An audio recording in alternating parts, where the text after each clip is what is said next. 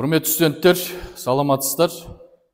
Бүгін біз енді сабағымызды ары қарай жалғастыратын боламыз. Бүгінгі сабағымызда біз енді бұның алдындағы сабақтарда біз көбінесе ішкі саясатқа негізделген лекцияларды қараған болатынбыз. Яғни бір мемлекеттің ішінде ең негізгі, мысалға, билік құрылымы қалай қалыптасады, мемлекет қалай қалыптасады, мемлекеттің өзінің билік тармақтары қалай, жалпы қоғам ішіндегі саяси жүйедегі ең негізгі субъектілер кімдер, мысалы саяси партиялар, тағы басқа саяси идеология қалай қалыптасады, қаржы топтары мен саяси партиялар арасында қарым-қатынастар қалай.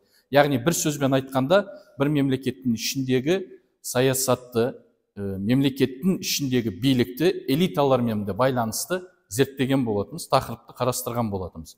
Бүгінгі біз сабағымызда бір мемлекеттің сыртқары аймақтарында, яғни шекарасынан тысқары жерлерде билік үшін күрес, әрине билік үшін талас, бәсекелестік және ықпал үшін бәсекелестік тақырыптарын қараймыз. Саясаттануда бұл тақырыптарды көбінесе халықаралық саясат тақырыбында зерттеледі. Сондықтан енді халықаралық саясат тақырыбына қараған кезде біз негізінде, бұның алдында да негіз ол туралы қысқаша айтып өттім, ғалымдарды біз үш негізгі парадигмаға, бағытқа бөліп қарастырсақ болады. Реалистік, марксистік және идеалистік, яғни либералистік парадигмалар. Бүгінгі сабағымызда біз реалистік парадигманы ары қарай жалғастыратын боламыз.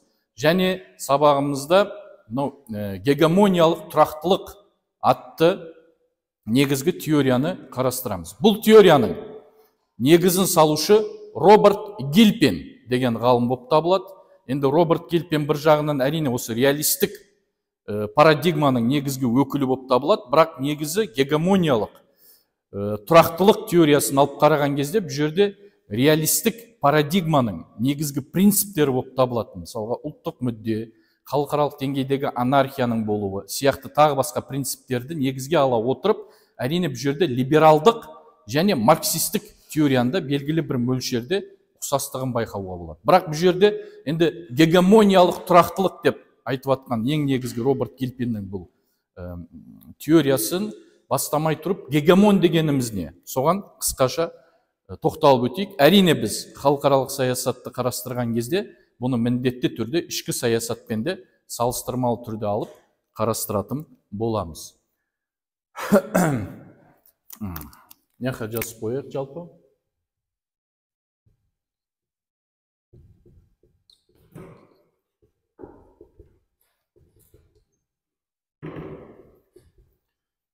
Гегемониялық тұрақтылық теориясы, бұның негізін салушы, әрине бұл теорияның дамуына ең үлкен ғылыми тұрғыдан үлес қосқан ол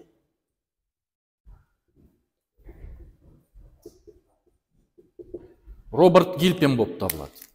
Енді бұл жалпы жаңағыны айтып өттік, реалистік парадигманың ең негізгі теорияларының біреу болып табылады. Енді бұдан бөлек көптеген басқа да теориялар бар. Мысалға, Ганс Моргентаудың классикалық реализм теориясы бар. Кеннет Уолстың, мысалға,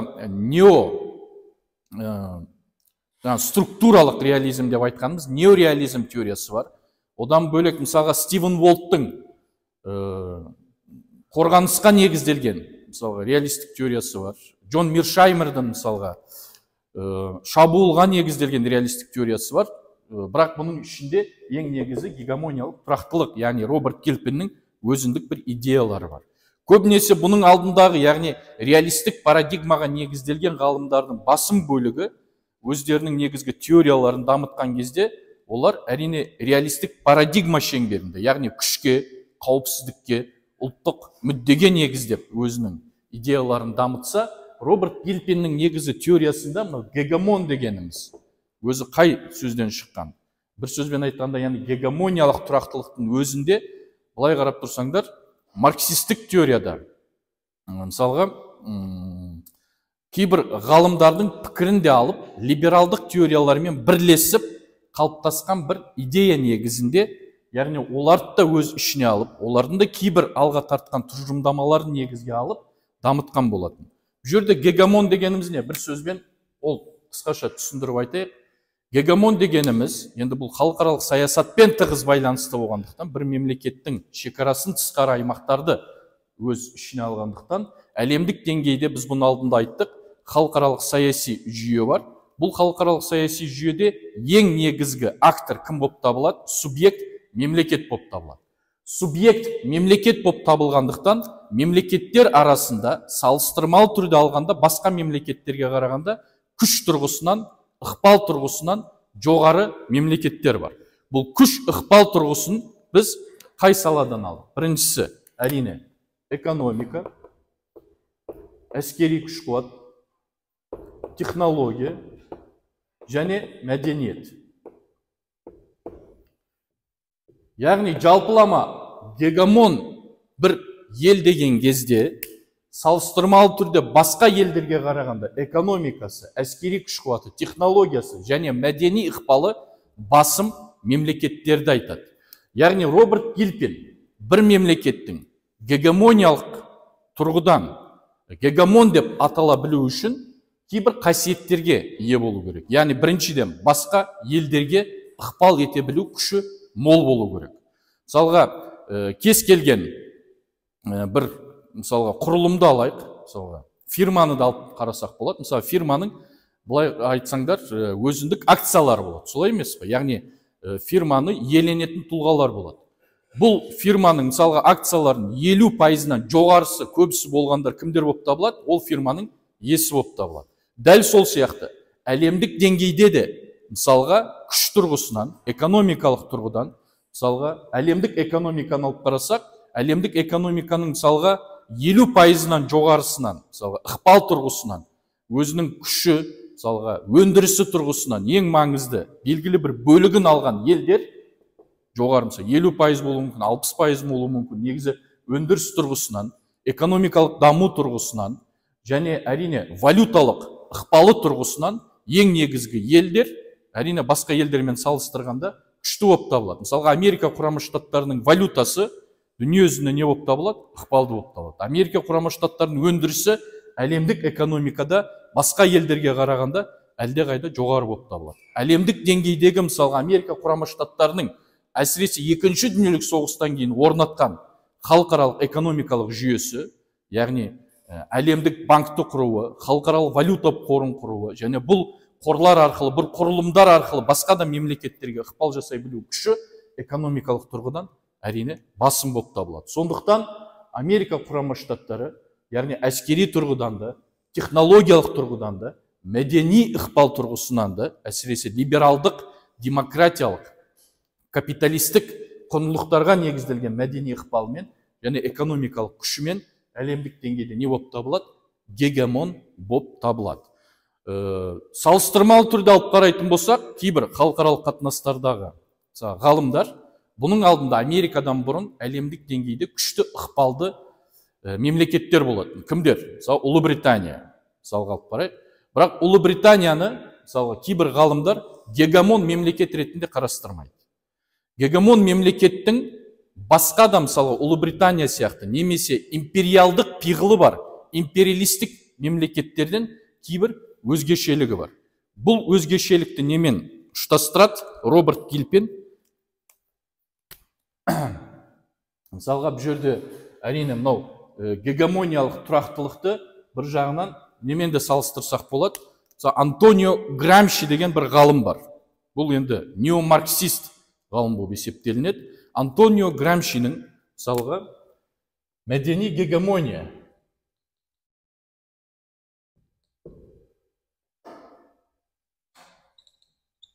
мония деген немесе идеологиялық кейбір ғалымдар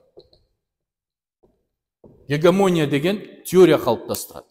Мәдени негізі гегемониялық тұрақтылықтың өзінде бұл реалистік парадигмаға негізделсе де, бұл гегемонияны, яғни өзінің күшін әлемдік деңгейде тұрақты қылу үшін және тұрақты дамыту үшін негізінде мәдени гегемонияның, яғни идеологиялық гегемонияның да кейбір пікірлерін өзіне сіндіргенін байқауға болады. Мысалға бұл енді жаңа мәдени гегемонияны біз Антонио Грамшимен тығыз байланысты қылдық.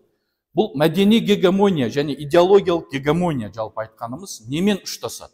Яғни гегемонның, гегемон бір мемлекеттің империалдық пиғылы бар, басқа елдерді жаулауға негізделген пиғылы бар елдерден айырмашылығы қандай? Айырмашылығы күш қолданбай басқа мемлекеттерді өзіне тәуелді етіп, өзінің мүддесін ол мемлекеттерге сіңдіру болып табылады. Яғни бұл жерде ең басты фактор гегемон елдерде ол күш қолданбау процесі. Бұны қалай түсінуге болады? Яғни бұл жерде гегемонда Роберт Гильпенде ең маңызды не? Ол мүдде үйлесімі басым.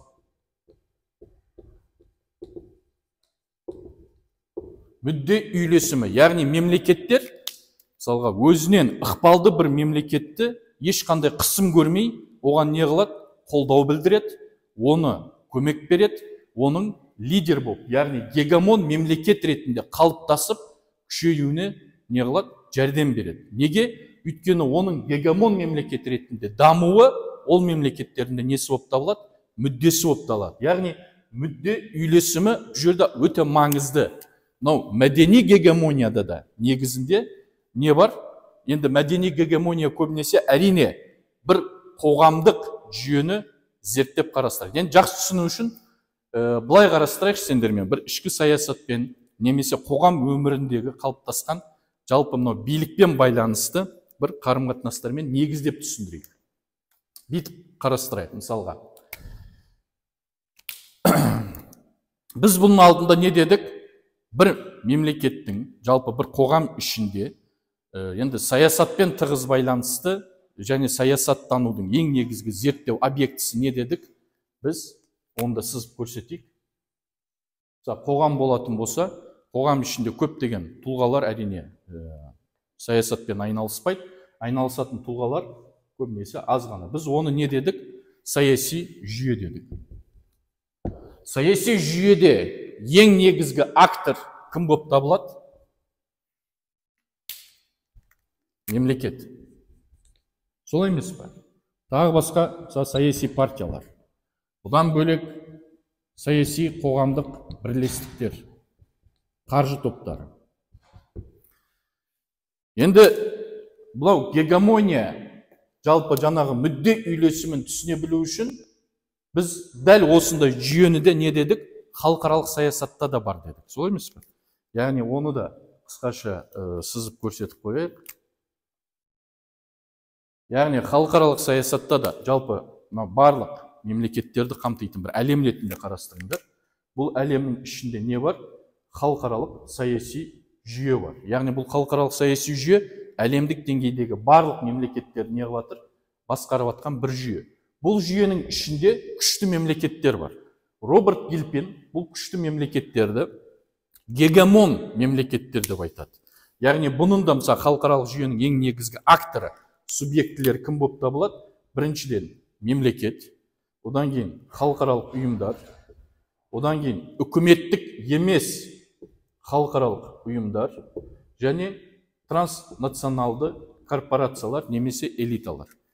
Бұл жерде әрине енді Роберт Гильпен өзі реалистік теорияның ең негізгі өкілі болғандықтан, реалистік теория көбінесе халықаралық қатынастарда кімді негізге алады? Мемлекеттердің күшеюін негізге алады және мемлекеттің саясатын зерттейді. Ал мысалға марксистік теорияны алып қарайтын болсаңыздар, марксистік теория көбінесе трансұлттық корпорацияларды, яғни трансұлттық элиталарды негізге алады. Ал либералистік парадигма көбінесе үкіметтік емес ұйымдар, халықаралық ұйымдарды зерттеу арқылы мемлекеттерге ықпалын қарастырады. Бұл жерде бірақ біз реалистік теорияны қарағандықтан бұл жерде мүдде үйлесімін түсіне білу керек. Роберт Гильпен айтады, әлемдік деңгейде, мынау халықаралық жүйеде тұрақты жағдайды қалыптастыру үшін, яғни анархияны азайту үшін, анархия дегеніміз бәсекелестік, бір-бірімен күрес, тынбайтын соғыс, мысалы аймақтық деңгейде, ғаламдық деңгейде, бұны азайтудың ең негізгі жолы дейді, бір гегемон мемлекет қалыптасу керек дейді. Міндетті түрде біреу болу керек дейді. Неге? Өйткені бұған тағы басқа гегемон елдер қосылатын болса, ол жерде не пайда болады дейді? Тұрақсыздық, бәсекелестік пайда болады. Мысалға, кез келген мекемені алып қараңдар, кез келген мекемеде бастық қаншау, директор қаншау? Біреу. Солай емес пе? Мысалға, бір мекеменің ішінде екі директор, немесе бір мекеменің ішінде, бір құрылымның ішінде екі бастықты елестетуге бола ма? Болмайды. Неге? Өйткені әр директордың, әр бастықтың өзіндік тәсілі бар басқару, солай емес пе? Егер әрқайсысы өз басқару не болатын болса, ол жерде не болады? Ол құрылымның ішінде, ол кез келген мекеменің ішінде тұрақсыздық, бәсекелестік пайда болады. Дәл осындай ойды Роберт Гилпин әлемдік деңгейде деді. Яғни әлемдік деңгейде әрине халықаралық саяси жүйе тұрақты бола білу үшін дейді, міндетті түрде бір гегемон болу керек дейді.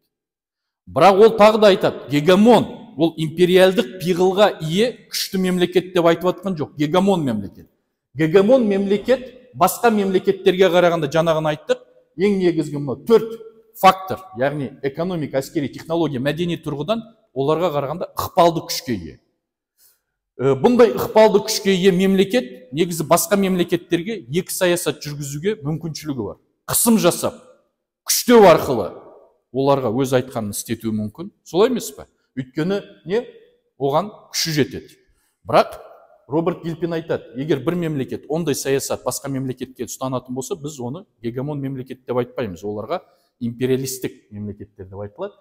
Гегемон мемлекет дегеніміз осындай бір күші болғанына қарамастан, яғни экономика, әскери, технология, мәдени күші басқа елдерге жоғары болуына қарамастан, ол мемлекеттердің мүдделеріне жауап беріп, олардың да мүдделерін ескеріп, саясат жүргізіп, мүдде үйлесімін қамтамасыз еткен мемлекеттер не бола алады дейді? Гегемон ел болады дейді. Бұл гегемон ел, егер басқа да мемлекеттердің мүдделерін үйлестіріп, оларды қорқытпай, оларды үркітпей, оларды белгілі бір өзінің әрине мүддесін де ескеріп, қалыптастырған халықаралық саяси жүйенің басқа мемлекеттерді де сол яғни өзінің қалыптастырған саяси жүйесіне, мүддесіне үйлестіре білсе, күш қолданбай, оларды байлай білсе, тәуелді ете білсе, және бұл тәуелділікті әрине жаңа мүдде үйлесімі тұрғыдан басқа мемлекеттерге қысым жасамай жасаса, ол не болады дейді? Бір жағынан гегемон болады, және ондай гегемондық неге? Көпке созылақ тұрақтылыққа негізделеді. Сондықтан, яғни гегемониялық тұрақтылық бір жағынан жаңағыны айтып жатқанымыз әлемдік халықаралық экономикамен де тығыз байланысты, әрине марксистік теорияның да кейбір пікірлерін алға тартқан, және либералдық пікірді де алға тартады. Яғни көбінесе гегемониялық тұрақтылық әрине бұл жерде тағы да айта кету керек, ол экономикалық қарым-қатынастармен де тығыз байланысты болып келеді. Себебі мемлекеттер енді көбінесе тәуелділік неден пайда болады?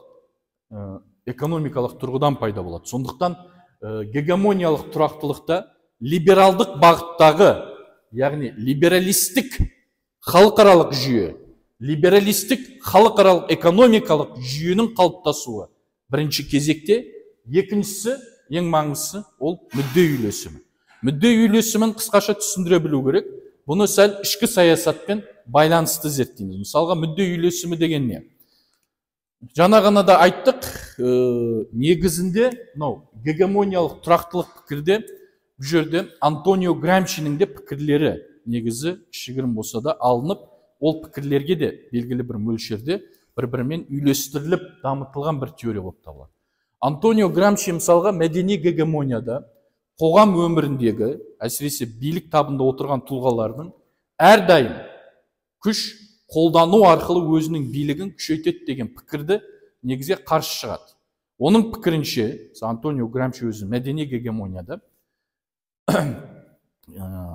қоғам ішіндегі кейбір тұлғалар өзін қолдаушы кейбір таптарды қалыптастыру үшін олардың да мүдделесін ескеріп, өзінің мүддесімен және төменгі таптардың мүдделерін үйлестіру арқылы өзінің билігін күшейтуге негізделген бір бағыт, бір саясат ұстанады деген ойды қалыптастырады. Оны қалай түсінуге болады? Мысалға, енді мынау гегемониялық тұрақтылық, гегемон мемлекеттің, яғни мүдде үйлесімі, мемлекеттер арасындағы мүдде үйлесімін түсіне білу үшін сәл тұлғалар арасындағы мүдде үйлесімін түсініп білу керек. Мысалға, делік, біз бұның алдында негізі саяси жүйені немен байланыстырдық? Саяси жүйенің тамырында, яғни саяси жүйені қалыптастырып, саяси жүйенің орнығуына ықпал жасап, қоғамды басқарып жатқан кімдер дедік? Жалпы элиталар дедік, солай емес пе? Енді саясаттанудың саяси жүйе зерттейді ғой қоғам өмірінде, саяси жүйені, саясаттану, ішкі саясатта. Саяси жүйені зерттегенде ең негізгі кімдерге негіздейді зерттеуін? Элиталарға негіздейді. Элиталар бұлар қоғамды басқарып отқан, саяси жүйедегі негізгі ойын қағидаттарын белгілеп отқан тұлғалар болып есептелінеді. Бірақ бұл элиталарға біз тағы не дедік? Контур элиталар дедік. Енді мүдде үйлесімі қалай түсінуге болады? Мысалға делік, біз мынаны қарастыруымыз керек. Қоғам өмірінде, мысалы, тұлғалар арасындағы мүдде үйлесімін, яғни гегемониялық, мәдени гегемонияның негізінде мүдде үйлесімі аса маңызды рөл ойнайды. Яғни бір тұлға басқа бір тұлғаны қай уақытта, мысалға, қолдайды? Мүддесіне сай амал әрекет жасаған кезде ғана қолдайды. Мүддесіне сай амал әрекет жасамаған кезде, мысалға, өзінен жоғарықтап, ол не қылады? Оған қарсы шығады, өзінің мүддесін қорғау үшін. Сондықтан мүдде үйлесімі аса маңызды рөл ойнайды. Былай ойлаңдаршы, негізі былай елестетіңдер. Делік, мысалға, біз жаңа ғана айттық, элита дегеніміз олар кім? Олар билікті басқарып отқан тұлғалар. Билікті басқарып отқан тұлғалар қоғам ішіндегі кейбір таптардың мүддесін ескермей, тек қана өзінің мүддесін ескеріп, мысалға, делік саясат жүргізіп жатыр. Бұндай кезде қоғам ішіндегі контур элита, яғни элитаға қарсы, билік басында отырған тұлғаларға қарсы белгілі бір топ қалыптасады, олар бірігеді. Біріккен кезде біз оны не деп айттық? Мысалға, біз жаңа ғана не дедік? Мысалға, саяси партиялар құрады. Дұрыс па? Контур элита.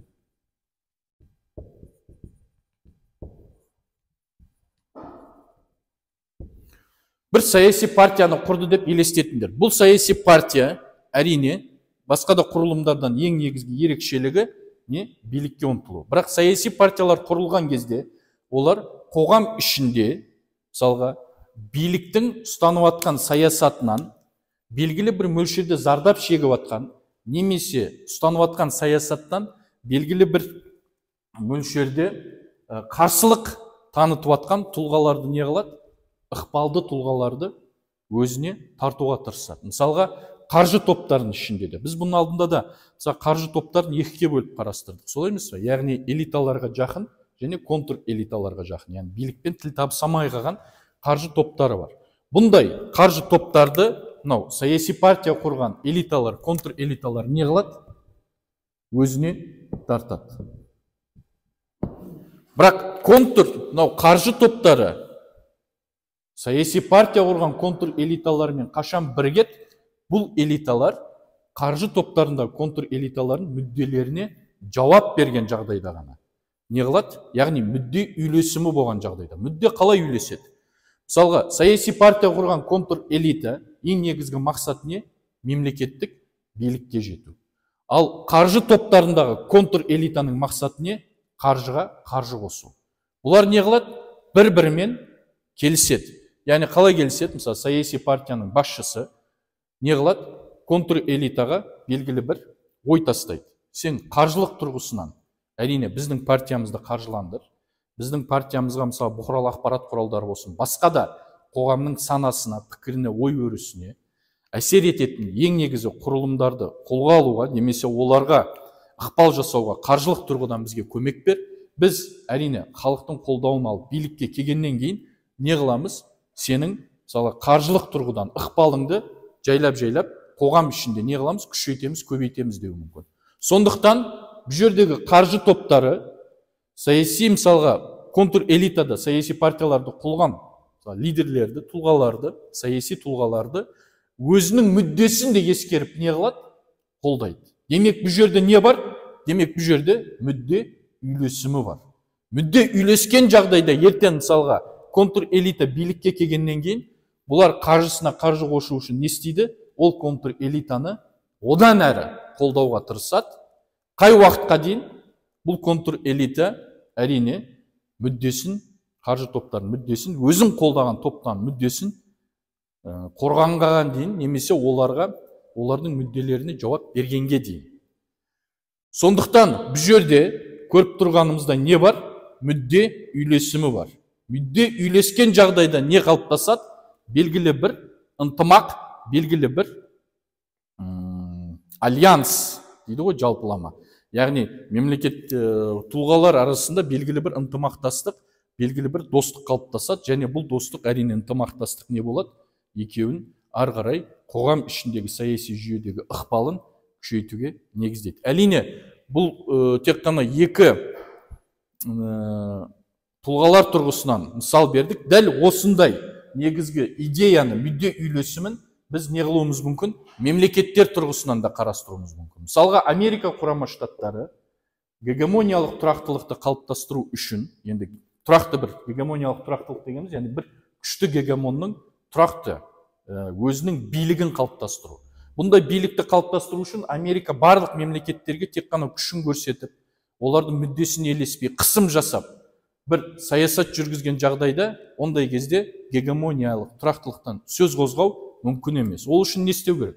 Америка, мысалға делік, өйткені бұл тікелей Американың мүддесімен тығыз байланысты, және гегемониялық тұрақтылық негізі мынау трансұлттық корпорациялардың да әлемдік деңгейде күшейген уақытына да сай келеді. Яғни Америка Құрама Штаттары экономикалық тұрғыдан транснационалды корпорациялардың жолын ашып, олардың мүмкіншіліктерін, жағдайын күшейтіп, әлемдік деңгейдегі ықпалын да күшейтіп, мемлекет тұрғысынан оларға жағдай жасап, олар арқылы басқа да мемлекеттерді экономикалық тұрғыдан Америка Құрама Штаттарына тәуелді ету, экономикалық тұрғыдан Америкаға белгілі бір мөлшерде олардың мүдде үйлесімі тұрғысынан өзіне қаратуды негізге алған теория болып есептелгендіктен, бұл жерде ең негізгі пікірлер, яғни ең негізгі идея экономикалық бір жағынан тәуелділікті күшейту, екінші жағынан яғни трансұлттық корпорацияларды не қылу, әлемдік деңгейде ықпалын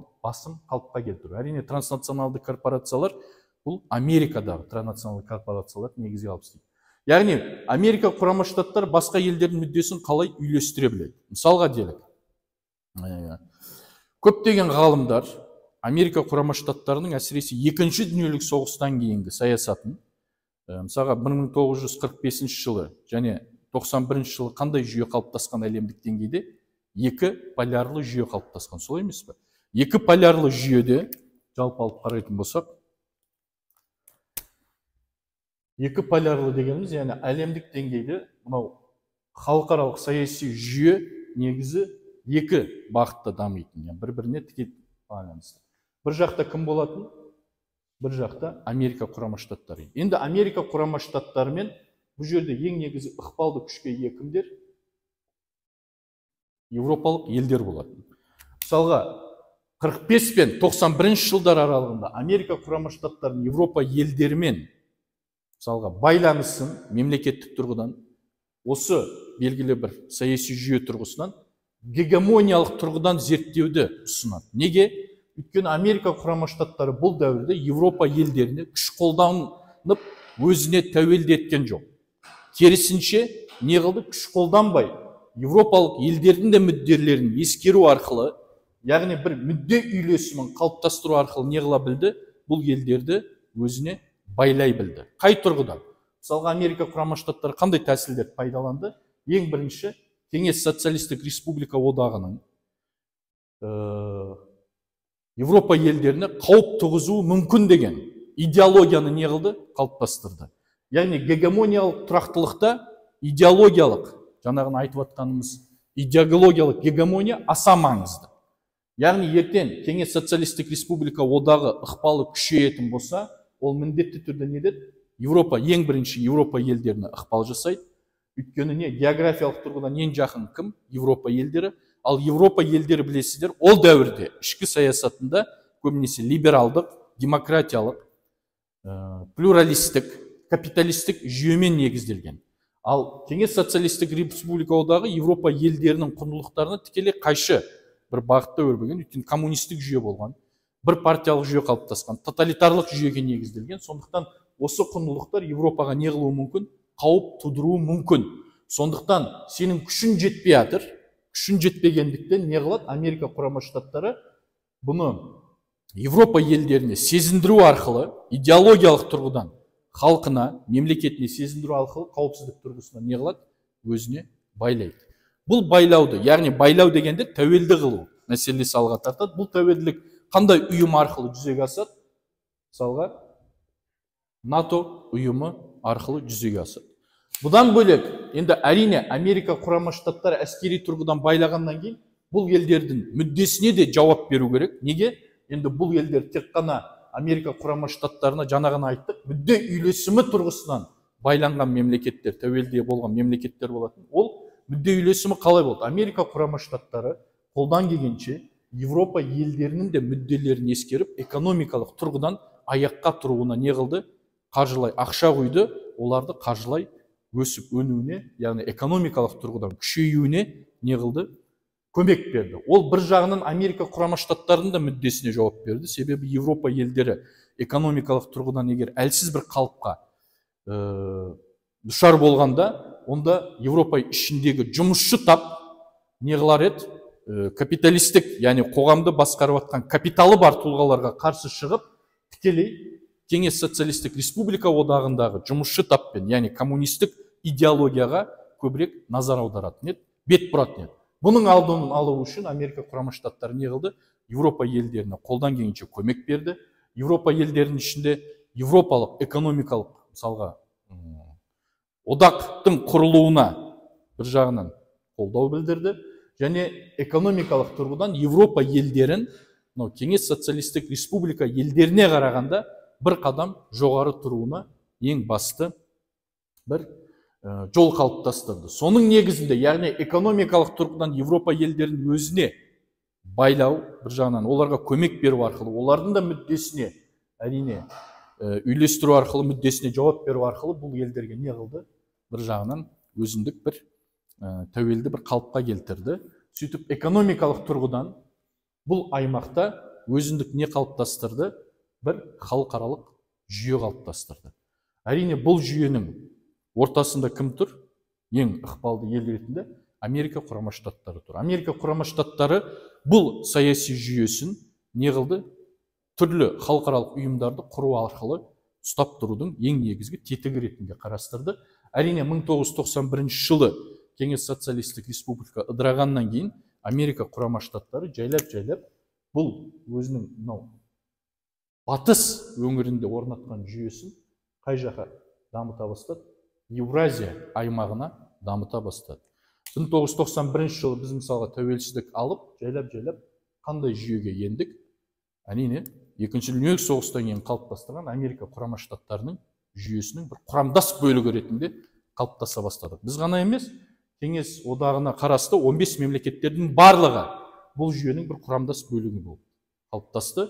Әрине, бұл мынаны да айта кету керек. Құрамдас бөлігі болғысы келмеген мемлекеттерге не қылады? Америка құрама штаттары бір жағынан қысым, күш көрсетудің де тетігіне ие. Негізі гегемониялық тұрақтылық, яғни гегемон мемлекеттің тағы бір ерекшелігі ол өзіне, мысалға, экономикалық тұрғыдан, әскери тұрғыдан, басқа тұрғысынан, мүдде үйлесімі тұрғысынан өзіне тәуелді мемлекеттерді бір жағынан қорғай білетін күшке ие болу керек. Екінші жағынан сырттан келген қауіп қатерлерге де төтеп беретін күшке ие болу керек. Негізі сол күшке иеленген мемлекет не болып табылады? Гегемониялық мемлекет болып табылады. Ол, яғни гегемониялық тұрақтылық бір жағынан статус-квомен тығыз байланысты. Оны да айтып кету керек.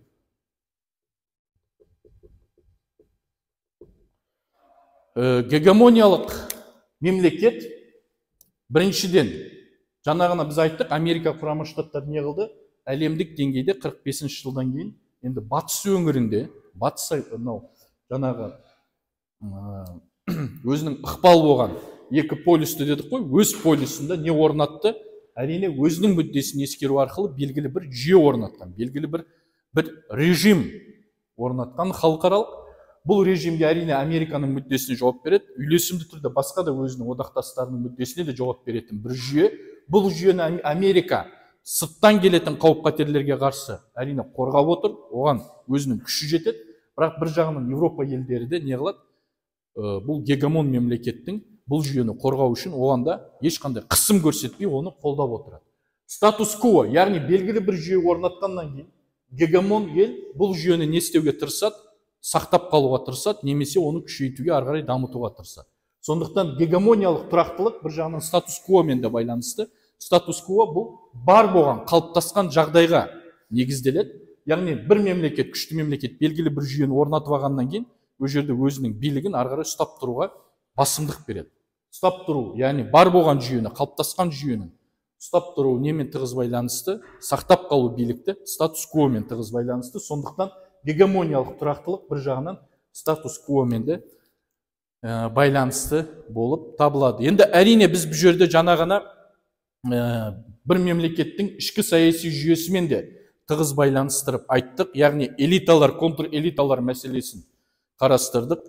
Бұдан бөлек әрине бұл жерде жаңа ғана біз айтып өттік, негізінде гегемон пиғылды, яғни гегемонияны түсініп білу үшін тұлғалар арасында қарым-қатынастарды түсініп білу керек. Өйткені тұлғалар арасында да не болады? Мүдде үйлесімі болады. Мүдде үйлесімі болғаннан кейін белгілі бір тұлғаларды билікте отыруынан не болады? Мүдделі болып табылады. Неге? Өйткені ол билікте отырса, ол таптар не қылады? Оның арқасында қаржысына қаржы қосады, оның арқасында өзінің ықпалын күшейтеді басқа да аймақтарда. Сондықтан олар мүдде үйлесімі тұрғысынан ешқандай қысым көрмей белгілі бір топтың билікте ортуына мүдделі болып есептелінеді. Мүдделі болғандықтан бұл жерде ондай қарым-қатынастарды біз не дейміз? Мәдени гегемониялық қарым-қатынастар деп айтамыз. Құрметті студенттер, бұдан бөлек әрине біз гегемониялық тұрақтылықты айттық. Енді реалистік парадигмада әрине былай жалпы алып қарайтын болсақ, бұдан бөлек шабуылға негізделген, мысалға реалистік парадигма бар, қорғанысқа негізделген реалистік парадигма бар. Бұл да негізі гегемониялық тұрақтылықпен де тығыз байланысты. Мысалға Стивен Уолт атты ғалым негізі реалистік парадигманың қорғанысқа негізделген теориясын алға тартады. Қорғанысқа негізделген теориясында мынандай бір ой түйіндейді. Бір мемлекет әрине әлемдік деңгейде экономикалық, әскери, технология, мәдени ықпал тұрғысынан жоғары бір күшке ие болды деп айталық. Жоғары бір күшке ие болғаннан кейін ол мемлекет енді белгілі бір күшке ие болды ғой. Ол күштің иесі ретінде белгілі бір өзінің әлемдік деңгейде болсын, өз аймағында белгілі бір жүйе орнатады кез келген мемлекет, өзінің мүддесін ескеріп. Және қарсылас, яғни басқа да мемлекеттердің мүддесін өзінің мүддесімен үйлестіре білу арқылы не қыла алады? Өзінің гегемониясын тұрақты бір қалып келуге мүмкіншілік жағдай жасайды. Енді тұрақтылық қалып дегеннен кейін дейді, мысалға қорғанысқа негізделген реализм, Стивен Уолт, ол мемлекет ары қарай өзінің күшін дамытуға ат салыспау керек дейді. Неге? Өйткені неғұрлым бір мемлекет өзінің күшін әлемдік деңгейде күшейтуге ат салысатын болса, ол не қылады дейді? Басқа да мемлекеттерді өзіне қаратып алуы мүмкін дейді. Басқа да мемлекеттер одан не қылады дейді? Қауіптенуі мүмкін дейді. Сондықтан, мысалға, реалистік теорияның, әсіресе мынау Стивен Уолттың жаңағы қорғанысқа негізделген реалистік теориясы белгілі бір межеге, белгілі бір күш деңгейіне, әлемдік деңгейде жеткеннен кейін болды, қанағаттан сол мысалға өзін белгілі бір деңгейге жеткен күшіңді ары қарай сақтап қалуға тырыс, сонымен айналыс, және сол жүйенің ішінде мысалға қауіпсіздікті қамтамасыз етіп, сол жүйенің ішіндегі мүдде үйлесімі тұрғысынан бар мемлекеттермен ынтымақтастық күшейтіп, сол жүйенің шеңберінде не қыл дейді? Өзінің күшіне күш қосуға тырыс. Бірақ бұл күшіңді сыртқа қарай жаюды, ары қарай ықпалды күшейтуді доғар дейді. Егер сен күшіне күш қосуды әрдайым ойлап, күшейтетін болатын болсаң, не қылады дейді? Басқа мемлекеттер сенен күдіктенеді, олар саған қарсы бірігіп, әрине сенен қауіптенеді, қауіптенгеннен кейін не қылады? Олар өзара бірігіп, саған қарсы уақыт өте қарсы шығуы мүмкін, немесе басқа да ықпалды мемлекеттер сенен күдіктеніп, олар бір араға келіп, одақтасып, саған қарсы не қылуы мүмкін? Күш, бір топ қалыптастыру мүмкін. Бұл әрине сенің ықпалына, күшіне кері әсер тигізеді дейді. Бұны кім айтады? Бұны Стивен Уолт айтады. Яғни қорғауға негізделген реализм теориясының негізін салушы ғалым бүйтіп алып қарайтын болсаңдар.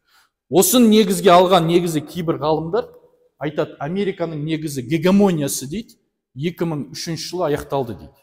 Яғни 2003 жылдың былай халықаралық саясат тұрғысынан, тарихи тұрғысынан алып қарайтын болсаңдар не болады? 2003 жылы Америка құрама штаттары Иракқа, солай емес пе? Басқа да мемлекеттердің мысалға мүддесін ескермей белгілі бір мөлшерде не қылады, күш қолдану арқылы бұл мемлекетке басып кіреді. Сондықтан кейбір ғалымдар Америка құрама штаттарының гегемониялық, яғни ықпалын негізінде екінші дүниежүзілік соғыстан кейін 2003-ке дейін жалғасты деп айтады. 2003-тен кейін Америка құрама штаттарының саясаты әлемдік деңгейде ол гегемондық емес, күшке негізделген, өзінің мүддесін ғана ойлап басқа мемлекеттердің мүдделерін енді былай ескермей, мүдде үйлесімін екінші категорияға лақтырып, өз мүддесіне негізделген саясат деп айтады. Яғни 2003-тен бері Америка құрама штаттары қазіргі таңда әлемдік деңгейде көбінесе осындай саясат ұстанып жатыр деген әлемдік деңгейдегі кейбір ғалымдар бар. Бірақ бұған әрине қарсы шығатындар да бар. Жалпы гегемониялық тұрақтылықта тағы да қысқаша айтам, бұл жерде ең бастысы мемлекеттер арасында либералды экономикалық қарым-қатынастарды нығайту, либералдық экономикалық қарым-қатынастарды күшейтуде ең маңызды рөл ойнайтын транснационалды корпорациялардың ықпалына басымдық беру. Әрине бұл ықпалға басымдық беру арқылы не қылу, белгілі бір әлемдік деңгейде белгілі бір гегемонның бар болған және өзін сол жүйені қорғап отыратындай күшке ие бір мемлекеттің негізінде әлемдік деңгейде бір экономикалық жүйені қалыптастыру, сол жүйені қорғай білетін бір күшті гегемон мемлекеттің болуы. Және әрине ол күшті қалыптастырғаннан кейін оны ары қарай күшейтіп, нығайтуға негізделген бір күшті ықпалды мемлекеттің болуын алға тартады.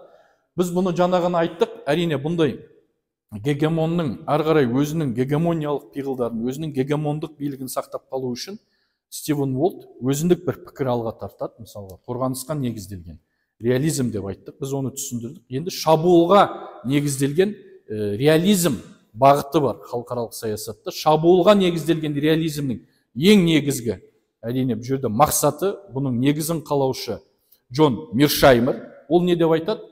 Бір мемлекеттің әлемдік деңгейде, мысалға, қаншама мүдде үйлесімі болсын, бірақ сен ешқашан басқа бір мемлекеттерге 100% кепіл бола алмайсың дейді. Бір мемлекетке 100% кепіл боламағандықтан, сен оған әрине көмек бересің, онымен мүдден үйлеседі, бірақ уақыт өте ол күшейіп кетсе не болады дейді? Сенің саясатыңмен жүрмей, сенің айтқанын істемей, өзіндік бір бағытта бір саясат ұстанып кетуі әбден мүмкін дейді. Сондықтан дейді, мемлекеттер әлемдік деңгейде анархиялық жүйеде өмір сүреді. Анархиялық жүйеде өмір сүргендіктен бір-біріне сенімсіздік бар дейді. Бұл сенімсіздіктің негізінде ең негізгі пиғыл, егер сенің қолында гегемондық бір күш болатын болса, бұны пайдалану арқылы сен не қылуың керек дейді? Өзінің күшіне күш қосу үшін ары қарай бұл гегемондық қарым-қатынасында, гегемондық ықпалында не қылу керек? Ары қарай дамыту керек дейді. Яғни шабуылға негізделген реализм деп айтқан себебі де осы. Бұл жерде шабуыл дегеніміз, яғни тек қана белгілі бір ықпалды аймақпен немесе белгілі бір ықпалмен ғана шектеліп қалмай, қолында күш бар ма, бұны пайдалан, күшіңе күш қосу үшін не қыл дейді? Ары қарай жылжуға тырыс дейді. Өйткені бәрібір сен бір мемлекетке қаншама көмектессең, ол ертең күшейіп нығаятын болса, бәрібір сенің ықпалынан шығып, өзіндік ұлттық мүддеге негізделген саясат ұстанады дейді. Ал ең дұрысы, сен бұндай қарым-қатынастарды ұтылмау үшін, ең дұрысы сен өзінің мүддесін ойлап, қолдан келгенше, бұл жерде бірақ тағы айтам, мысалға гегемониялық тұрақтылықта Роберт Гилпин негізі экономиканы, либералдық экономиканы негізге алып зерттесе, қорғанысқа және шабуылға негізделген реализм көбінесе нені негізге алады? Әскери күш қуатты алады. Яғни әскери күш қуатты немен байланысты зерттейді олар? Қауіпсіздікпен байланысты зерттейді. Демек, яғни шабуылға және қорғанысқа негізделген реалистік теориядағы арадағы айырмашылық не? Шабуылдағы негізделген теория бұл өзінің әскерін күшейтуді, ары қарай өз ықпалын нығайтуды, қауіпсіздік тұрғыдан барлық мемлекеттерді де өзіне қарататындай бір жүйенің қалыптастыру қажеттігін тілге тиек етеді. Яғни өзінің күшін ешқашан тоқтатпай, әрдайым дамытып отыру қажет дейді. Сен бұдан ештеңе ұтылмайсың дейді. Егер басқа мемлекеттер қауіп төндіретін болса, сен оған дейін уже өз күшіңді не қылдың? Дамытып, күшейтіп алдың. Ол қаншама ертең күшейе беретін болса, ертең саған ешқандай қауіп туғызбайды. сен бұдан ұтымды шығасың дейді. Ал керісінше қорғауға негізделген реалистік теория, сен өз-өзіңді күшіңді нығайту арқылы басқа мемлекеттерді наоборот өзіне қарсы күдік туғызып, өзіне қарсы қойып аласың. Бұның негізінде сен көптеген проблемаларға, мәселелерге душар боласың дейді. Ал бұның алдын алу үшін не дейді? Сен әрине белгілі бір деңгейге жеттің, сол деңгеймен қанағаттану арқылы өзінің күшіңді жағынан басқа мемлекеттерге де күдік туғызбай қарым-қатынастарыңды нығайта аласың деген бір пікір қалыптастырды. Құрметті студенттер, бүгінгі сабақта біз әрине Роберт Гилпиннің гегемониялық тұрақтылығын қарастырдық. Бұл гегемониялық тұрақтылық теориясын өзінде негізі бір жағынан либералдық парадигманың кейбір идеяларының бар екенін, бұдан қоса неомарксистік, әсіресе Антонио Грамшиның гегемонияға негізделген теорияларында ішке алып, мүдде үйлесімі негізінде халықаралық либералдық экономикалық жүйемен реалистік парадигма тұрғыдан қалай дамытқанын қысқаша айттық.